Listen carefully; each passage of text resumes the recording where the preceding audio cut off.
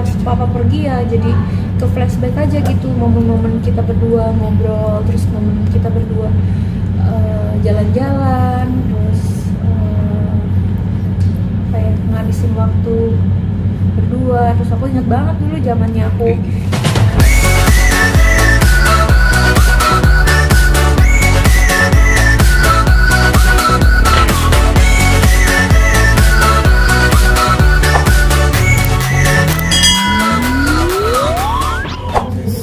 kremasi sudah selesai berjalan, apakah akan dilarung atau simpan dulu tuh?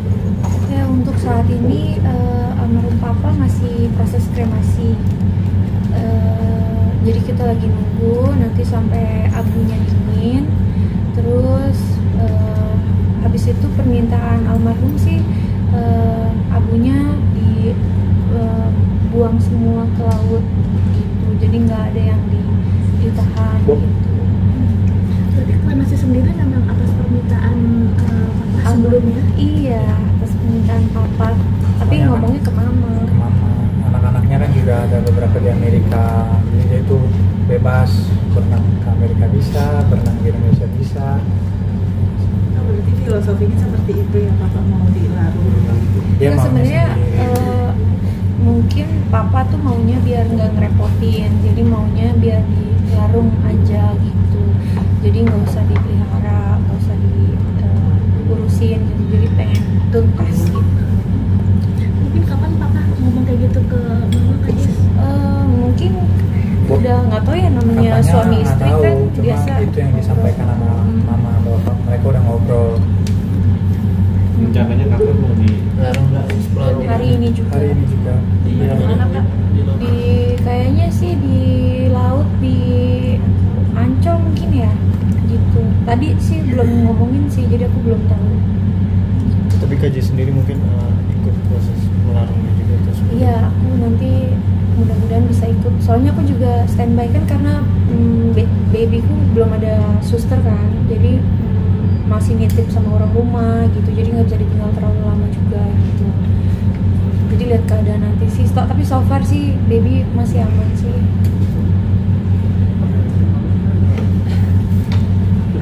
Kak Jedar tadi bisa mengantarkan ke kremasi seperti apa? Kencengan dikit. Iya. Saat mengantarkan ayah tadi ke tempat Yang ada di waktu Kalau aku sih bisa dibilang lega ya. Soalnya sebenarnya aku kasihan lihat papa tuh sakitnya memang udah lama. Terus ngelihat papa nggak bisa ngapa-ngapain tuh, itu aku lebih sakit gitu. Karena papaku kalau cerita sama aku tuh, papaku tuh sedih banget sakit begini. Katanya papa tuh nggak mau sakit, papa tuh nggak mau ngerepotin mama gitu.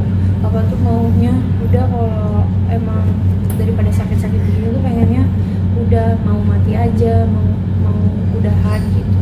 Jadi aku melihatnya saat ini ya, ini ya yang aku lihat papa udah nggak sakit lagi. Aku melihatnya juga papa udah lega, keluarga juga sebenarnya udah ikhlas, jadi udah nggak ada yang ngeganjel gitu. Karena kalau aku pribadi ngeliatnya daripada tambah sakit-sakitan dulu nggak bisa apa-apa tapi nahan rasa sakit terus, ya lebih baik kan kita ikhlas gitu. Soalnya papa juga udah banyak banget memori sama papa juga orangnya baik, papa juga udah jadi orang tua yang berhasil, udah ngebesarin anak-anak, udah punya banyak cucu, udah ya pokoknya poin-poin di hidupnya papa tuh udah tercapai gitu. Jadi ya buat aku ngelihat papa sakit itu lebih menderita gitu.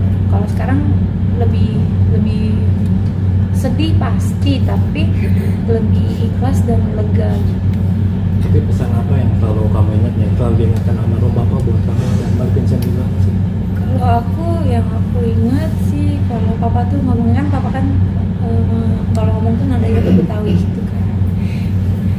Pokoknya kalau ada masalah papa tuh lu cari, lu dapet, lu makan, lu kenyang gitu. Kalau papa tuh ngomongnya selalu kayak gitu. Jadi tuh ibaratnya ya kalau kamu usaha kamu pasti dapet. Kalau kamu bikin masalah ya itu yang kamu hasilkan juga gitu. Jadi ya itu selalu ingat sama papa. Terus lebih banyak sih kenangan-kenangan sama papa gitu. Mungkin pada saat tadi peluk foto papa, ada memori yang keinget nggak sih, mungkin masa kecilnya Tejas atau mungkin pada saat kamu lagi terpuruk terus ada papa di situ?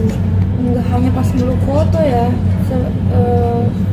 semenjak papa pergi ya jadi ke flashback aja gitu, momen-momen kita berdua ngobrol, terus momen kita berdua jalan-jalan, terus apa ya, ngabisin waktu berdua. Terus aku inget banget dulu zamannya aku awal-awal jadi artis gitu ya, papa suka nemenin syuting, nganterin sampai ke Sulawesi, nganter sampai ke mana-mana, pokoknya dianterin gitu. Jadi aku selalu ingatnya tuh kesan papa tuh selalu baik di mata aku gitu, karena papa itu kasih sayang buat aku tuh kayak luar biasa banget gitu. Kayak indah lah pokoknya kenangannya gitu. Tejas, kalau kita kremasi, awal melihat kremasi ini konsisten buat kamu dan keluarga, dan bagaimana reaksi dari kamu sendiri setelah dari dibantu dari seperti apa itu, dan mama sendiri bagaimana reaksinya? Kalau kita sih ngeliat kremasi, ya mungkin udah ada beberapa keluarga juga atau kerabat yang dikremasi, jadi udah pernah lihat. Cuma kan kita ngeliatnya cuma sebatas pintu aja ya. Kremasi di dalamnya pas pembakaran di ovennya juga kan kita nggak lihat gitu. Kalau aku sih ngelihatnya ya lebih ke lega sih, maksudnya ini udah mau hampir selesai, di mana papa tuh udah bisa dengan lancar ke surga. Jadi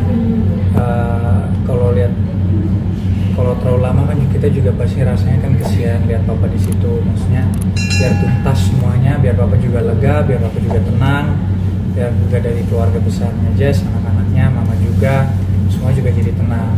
Jadi ya untungnya semua juga udah ikhlas. Jadi untuk menjalani prosesnya ya, karena ini finalnya ya memang sedih, tapi kalau kita lihat at the bigger picture memang boleh bilang udah one step ahead untuk kelancaran perjalanan papa ke surga. Berarti masih ada keinginan untuk menginginkan abunya, karena kan yang sendiri bilangnya untuk semua dilepaskan ya. Mungkin ada keinginan sendiri. enggak sih, kalau aku lebih menuruti keinginan papa aja. Kalau papa maunya disimpan, kita simpan. Kalau misalnya maunya ditabur, ya kita tabur gitu. Mungkin dari Tejas ada sedikit abunya yang kan bisa ada di bagian kalung atau pakai apa gitu, nah Tejas sendiri. Papa mintanya semuanya ditabur, jadi semuanya kita juga tabur. Itu buat kehormatan dia. Tejas tadi juga melihat ibu kan, mama lagi sedih banget gitu, gimana menguatkan? Kalau mama ya, kalau menurut aku sih namanya seorang istri ya udah menikah berpuluh-puluh tahun, jika ditinggalkan sih wajar lah sedih. Justru kalau nggak sedih malah aneh kan. Tapi kalau buat aku ya, mama mau sedih boleh, mama nggak sedih juga boleh, mama mau nangis boleh. Aku cuma bisa dampingin aja, terus sama menguatkan gitu. Tapi kalau buat aku sih ngelihat mama cukup tegar ya sejauh ini gitu. Aku juga coba untuk selalu ajak bercanda supaya nggak terngiang-ngiang terlalu gimana gitu. Tapi aku lihat mama sih udah bisa nerima gitu, karena ya mungkin mama kan selama ini juga ngurusin papa kan. Jadi mama yang emang tahu banget gitu papa maunya apa, papa maunya gimana, terus papanya menderitanya seperti apa gitu. Mama yang udah hatam banget lah ngeliatin papanya gitu. Jadi aku sih ngeliatnya mama dan anak-anak yang lainnya juga udah ikhlas gitu. Udah oke lah gitu, maksudnya papa pergi juga punya banyak kenangan buat kita. Tejas mungkin boleh dikasih tahu juga sih papa sakitnya apa dan sudah berapa lama sih? Kalau sakitnya itu dari umur 40-an, itu sebenarnya dimulai dari diabetes.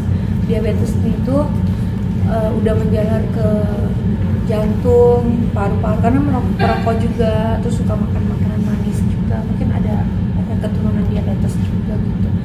Terus dari jantung, terus ke darah tinggi, kolesterol, terus lanjut lagi ke stroke, terus yang baru-baru ini kemarin batu ginjal, terus kemarin pas pulang dari Malaysia berobat ternyata di empedunya juga ada batu, terus di paru-parunya ada cairan, terus ada tersumbat juga di belakang otak itu, makanya stroke.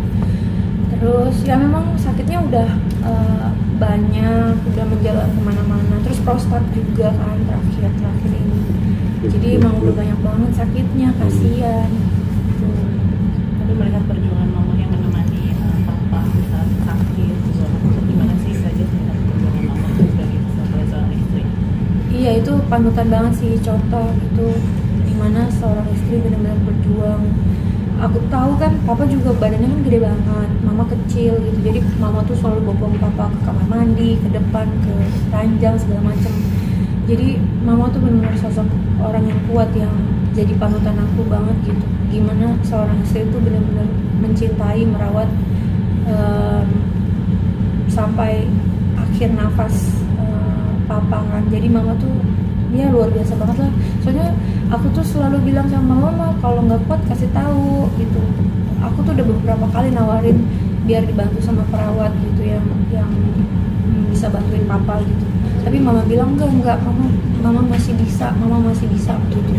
Jadi mama sampai terakhir juga kita tuh sebagai anak-anaknya udah ayo kita cari aja perawat, udah biarin kalau mama nggak mau nggak apa-apa, biarin, tapi yang penting ada yang bantuin papa gitu. Tapi sebelum terakhir ya udah papa udah keburu pergi duluan gitu. Tapi emang mamanya sendiri terlalu strong sih, memang wanita strong gitu. Jadi itu sebelum meninggalkan kita sedang membahagiakan ya.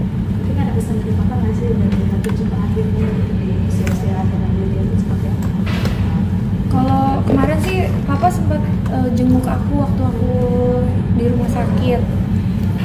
Tapi waktu itu keadaan aku masih belum sadar banget gitu, masih lemes gitu. Tapi papa udah sempat lihat anak kita yang ketiga yang baru lahir, terus papa juga menguatkan gitu. Terus papa bilang anaknya sehat, cantik, bersyukur gitu. Itu aja sih. Soalnya waktu itu aku juga belum sadar banget waktu Jadi itu. menitipkan pesan ke apa ketika masih pertama contoh fitnah. Oh, di akhir-akhir ini sih enggak sih, soalnya aku fokus sama jazz. Pokoknya akhir tahun ini bulan Desember memang nggak mudah ya perjalanannya, dari situasinya istri saya, kemudian 2,5 minggu kemudian bapak mertua, jadi kesempatan untuk duduk ngobrol kita nggak dapet. Cuman sebelumnya itu ngobrol kita, dan tentunya pastilah ada omongan karena kan saya menikahi anaknya beliau, apalagi anak satu-satunya yang cewek kan, cewek satu-satunya dan juga yang bungsu. Jadi ya itu perjanjian saya sama Papa Hardi untuk ya yang dimana dia izinkan saya untuk menikahi anaknya sih sebenarnya. Kalau boleh tahu